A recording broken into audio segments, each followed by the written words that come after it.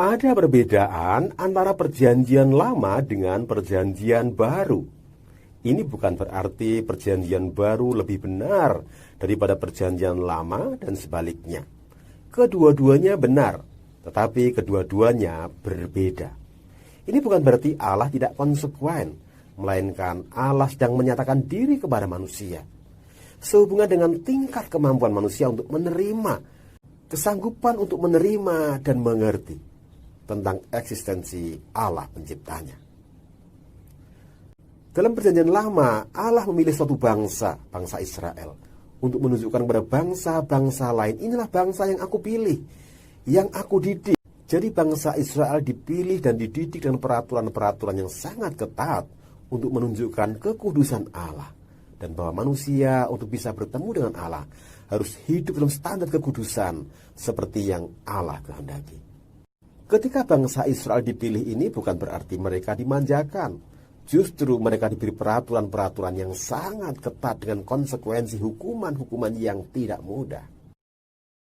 Ketika bangsa Israel gagal mentaati firman Allah, bukan berarti bangsa-bangsa lain lebih baik. Karena hukum Taurat diberikan kepada bangsa Israel untuk mengetahui respon dan tingkat respon manusia akan kekudusan Allah. Dan bangsa Israel ini dipilih oleh Allah bukan karena tanpa pertimbangan.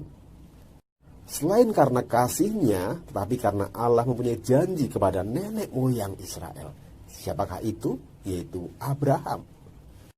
Israel adalah anak-anak Yakub dan Yakub adalah anak Ishak dan Ishak adalah anak Abraham.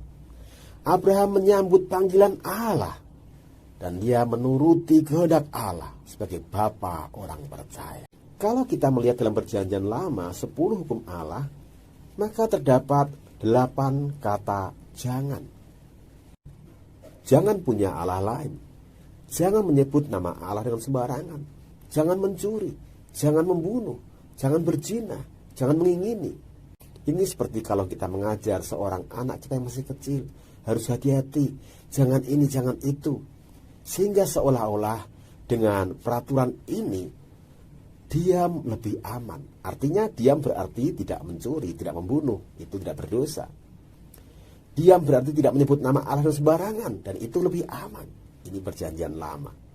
Tetapi dalam perjanjian baru perintahnya ialah kasihilah Allah. Kasihilah sesamamu manusia. Ini suatu perintah yang aktif. Tentu kita tidak boleh mencuri, tidak boleh berzina, tidak boleh berbohong, tidak boleh mengingini. Tapi diam saja belum cukup. Mengasihi itu adalah kata kerja aktif. Artinya meskipun kita tidak mencuri, tidak membunuh, tidak mengingini, tidak menyebut nama Allah dengan sembarangan, tidak punya Allah lain, tetapi ketika ada orang yang membutuhkan pertolongan kita dan kita tidak melakukan apa-apa buat dia atau buat keadaan itu, maka kita menjadi orang yang berdosa. Itulah perbedaan antara perjanjian lama dan perjanjian baru. Bisa dikatakan dalam perjanjian lama, Allah menyatakan diri kepada manusia yang tingkat pemahamannya akan Allah masih seperti anak kecil yang kita diminta untuk hati-hati, dilarang ini, dilarang itu. Tetapi dalam perjanjian baru, ketika Allah sudah menyatakan diri Yesus Kristus dan rohnya diberikan kepada setiap kita yang percaya kepadanya, kita dianggap sebagai seorang anak yang sudah dewasa, sudah mengerti. Ada Roh Kudus di hati kita, sehingga kita bisa bersikap lebih dewasa dan bisa dipercaya. Atau bisa dikatakan bahwa perjanjian lama itu merupakan suatu diagnosa untuk mendiagnosa keadaan manusia. Dengan peraturan-peraturan itu diketahui tingkat kemampuan manusia untuk mentaati kebenarannya. Sedangkan perjanjian baru adalah obatnya. Yesus Kristus juru selamat untuk semua manusia, menebus dosa manusia.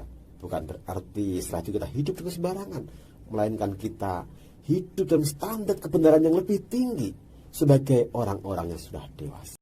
Jadi itulah salah satu jawaban sederhana mengenai perjanjian lama dan perjanjian baru.